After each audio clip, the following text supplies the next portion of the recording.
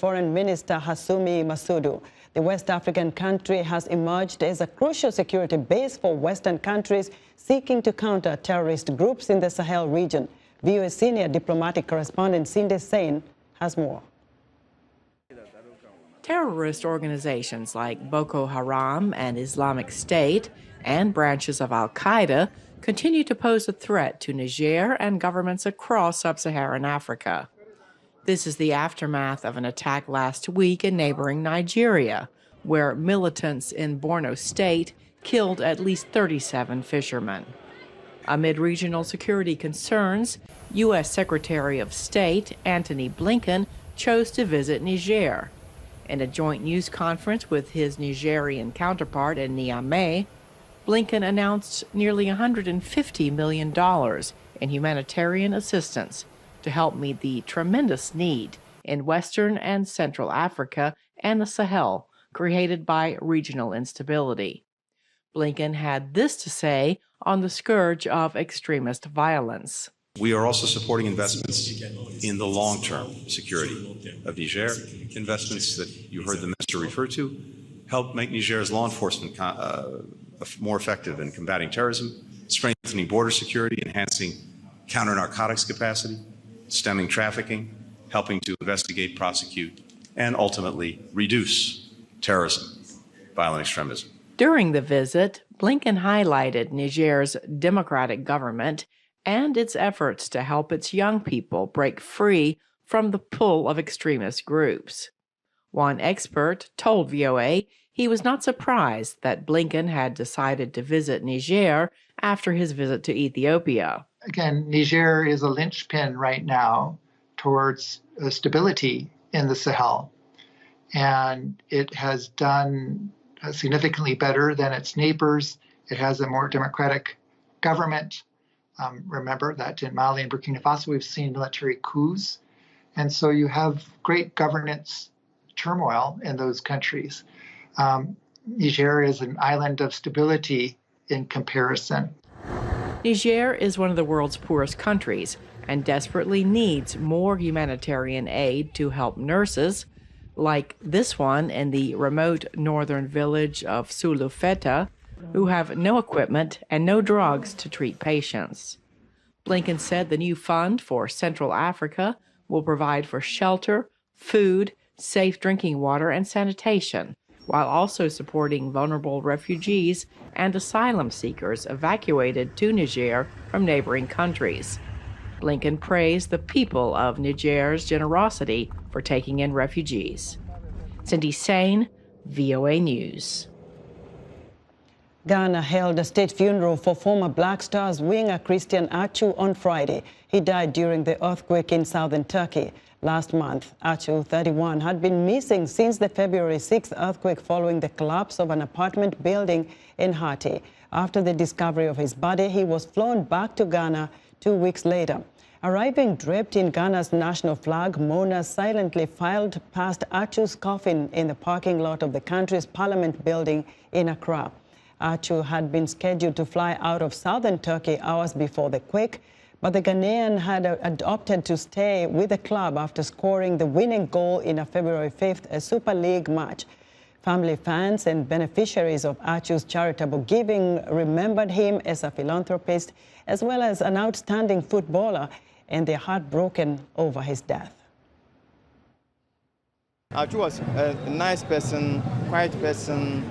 Atsu, he liked people, and Atsu liked people. So when we hear the Atsu's incident, we all sad.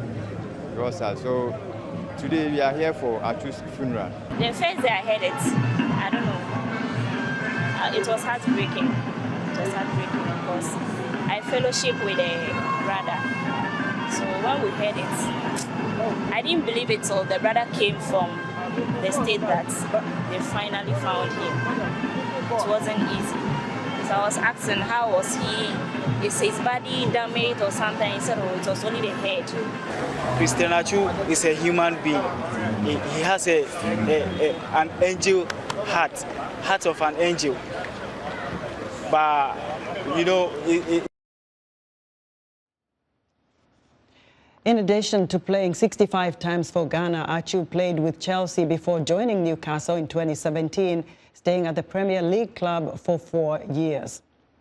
In Tauchira village in Malawi's Chirazulu district, survivors of tropical cyclone Freddy are sheltering in a school after a landslide and floods swept away their homes. Families have received food aid donated by the government. Tropical cyclone Freddy has killed more than 400 people in Malawi, Mozambique and Madagascar since its first made the landfall in Africa in late February and circled back to hit the region for a second time last weekend. Survivors say it will be very difficult to move forward.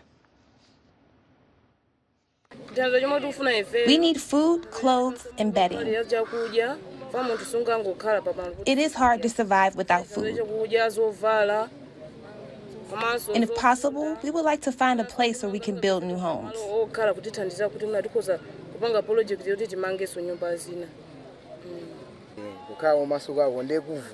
It will be hard to go back to that place in peace, because what we heard and saw then will always be in our minds. You feel like you can still hear the people screaming.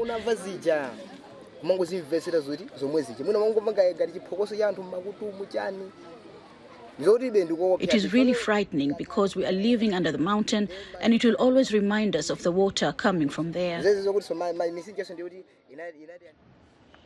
Freddy is one of the longest-lasting tropical cyclones ever recorded and one of the deadliest in Africa in recent years.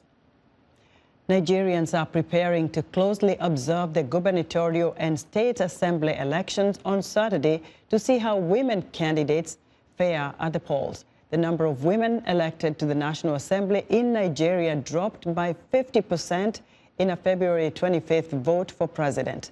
Activists say this is a step backward for women facing cultural bias in politics. Timothy Obiezu has more from Abuja. Juliet Isi Ikayere unanimously won her party's vote to contest the National Assembly elections last month. The 28-year-old lawyer says she joined politics in 2021 after supporting protests against police brutality and bad governance. But out of 360 National Assembly seats, women won only 12, and Ikayere wasn't one of them. She blames gender inequality and a lack of access to campaign funds. The political terrain in Nigeria is usually faced with violence. It's more of a patriarchal society whereby for a woman to even talk, she needs to have somebody who will actually give her access, inroads in these political parties. Nigeria is Africa's biggest democracy and women represent half of its total population. But they occupy only 4% of politically elected positions despite succeeding in business and private sectors. Nigeria has never had a female president or vice president since returning to democracy in 1999, and a woman has yet to be elected governor of any state. Cynthia Mbamalu is a director of programs at Yaga Africa, a non-profit promoting democratic governance. Because, you know, they say politics is local, and our local context is driven by patriarchal norms, religious and traditional or cultural sentiments, which do not favor women political leadership.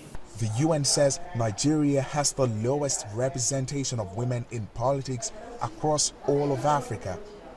Ireti Kingibe is one of just 3 female senators elected on February 25th, compared to 8 women who won Senate seats in 2019. Kingibe defeated a male counterpart who had been in office since 2011.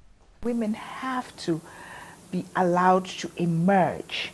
And I'm beginning to think that unless we legislate it, we're never going to get the parties to agree that women are an integral and critical part of our society. There's a certain attitude of the men in the party, even when they know a lot less than you, have been in the political space, not as long as you have been.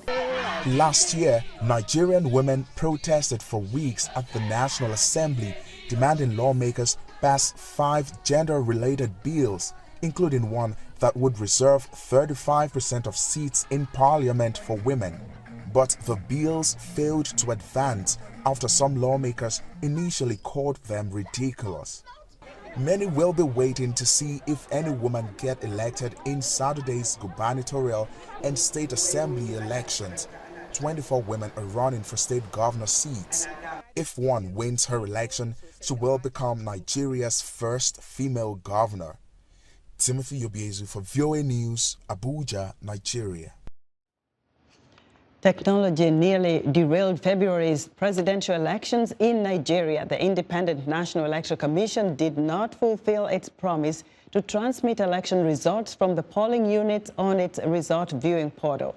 This led to calls by some observers and political parties for cancellation and new elections. Africa 54's Paul Ndiho spoke to Adedoyin Adedeji, a Lagos-based tech analyst, about the controversy. I think the major complaint was with the INEC's process to upload results after the polling unit had closed for the day. Average Nigerians expected from INEC is, number one, this is the first major national elections we'll be having, and we would be leveraging technology as it is. It's been tested for some smaller elections before now, and it actually works fine. And I think a lot of people actually had high hopes that this would help to reduce the incidences of electoral malpractices and fraud. So it was a good initiative when it was introduced, which is the electronic transmission of results from the polling units level. So meaning from every polling unit across the country, across Nigeria, the expectation was that immediately after elections, you would be able to upload your results immediately before taking it to the collation center at each polling unit across the country. Once the results have been counted and party agents have verified the results, immediately with the devices that the INEC officials have, they should be able to take a record of the record from this polling unit and upload it to the INEC server. So what we expected was that as these units were being uploaded, citizens can log into the INEC website and follow result as it's being uploaded. However, that was not what we saw in this last election. People are expected to go to the polls tomorrow to vote for their representatives at local levels, at state levels. Has there been any assurance from INEC, for example, to say that the process or what happened during the presidential elections has been worked out? For now, we can only depend on INEC's words, but we hope, all we can do is to hope that the complaints from the presidential elections would have been resolved before the governorship and state level elections. I think overall people are hopeful because INEC has given assurances that results will be transmitted electronically this time. So I hope that they've made provisions for the surge in traffic which they experienced, and I hope that in the coming elections, adequate preparations would have been made for that to results to be transmitted electronically. And also in terms of logistics, we had a number of logistics issues, and I hope that that would also be sorted out in the coming elections. Adedoyin, thank you so much for your time. Thank you very much for having me. That was Adedoyin Adedeji, a Lagos-based tech analyst, speaking to Africa 54's Paul Ndiho. We're excited to hear what you think about Africa 54 and all our VOA Africa programs on our website at voaafrica.com. Still to come in our entertainment report, we feature 3 female musicians from Cameroon. Stay with us.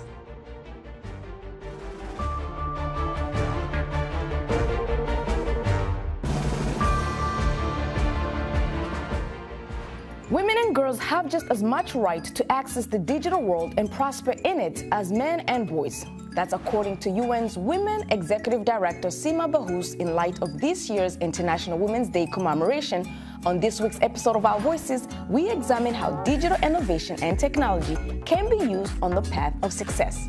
Join the conversation each week right here on Our Voices.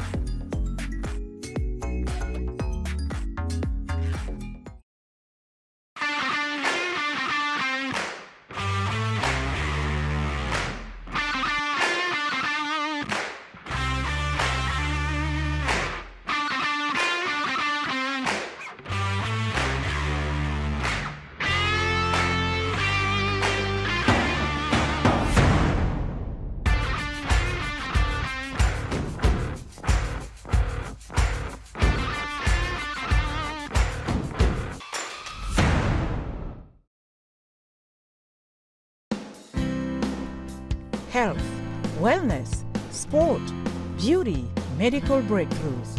Healthy Living cares about your well-being. What are the main health concerns in Africa and around the world? Find out the latest on coronavirus.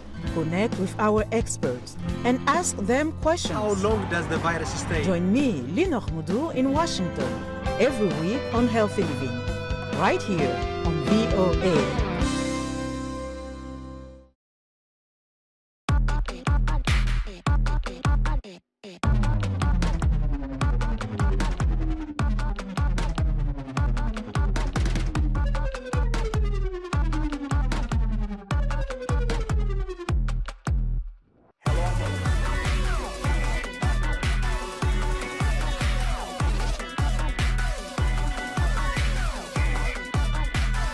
From around the world. Let's go.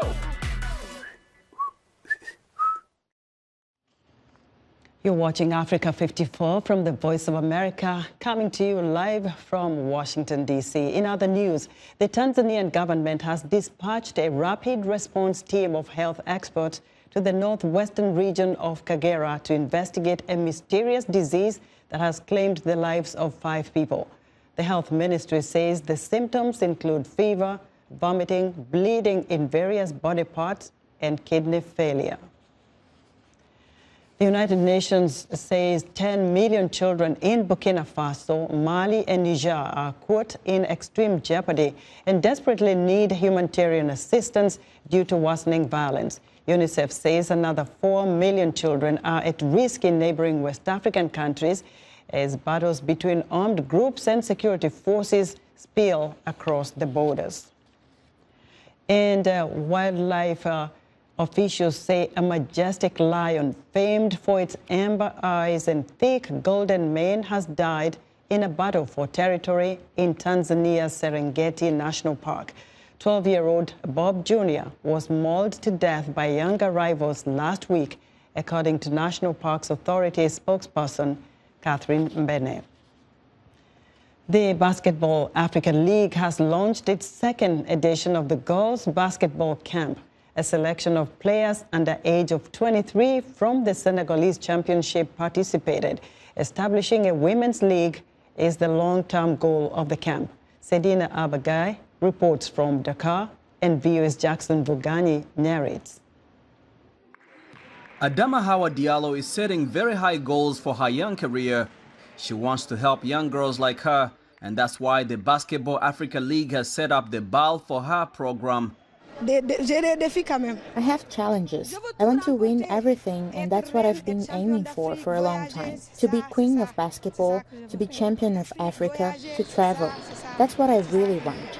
The BAL operations chief explains the importance of the program for female basketball players.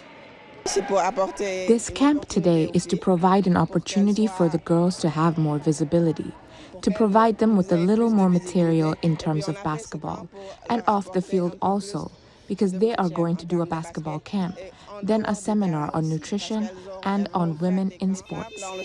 In the minds of many women basketball players, it is not a question of comparing them with men, but a question of opportunities and recognition. It's good to have these men. We can grow together. It's a little bit old school to compete because this is not a competition.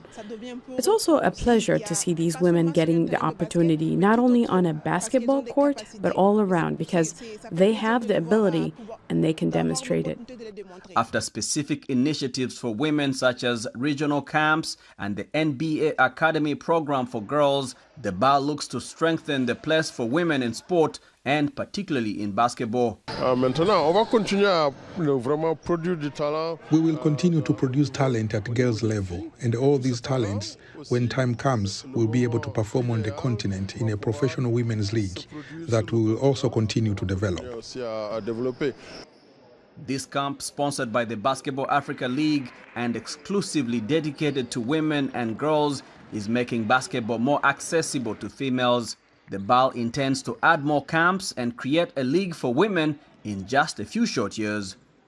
For Seydina Abagay, I'm Jackson Vunganyi, VOA Africa. It's time for our entertainment report, and joining us now is Heather Maxwell, host of VOA's Music Time in Africa radio program. Hello, Heather. Hi, Esther. As we continue to honor Women's History Month, here's a little music history of our own. In 2012, the Pan-African group Acoustic Africa 3 toured the U.S., including a stop here at the Voice of America. The group is led by three of Africa's greatest modern female musicians, Caris Fotso of Cameroon and Dobe Nyahore and Manu Gallo of Côte d'Ivoire. This song, L'Homme Dieu, is written and sung by Caris. In it, she criticizes the common practice of forced marriage in her region. She says, no, no, no.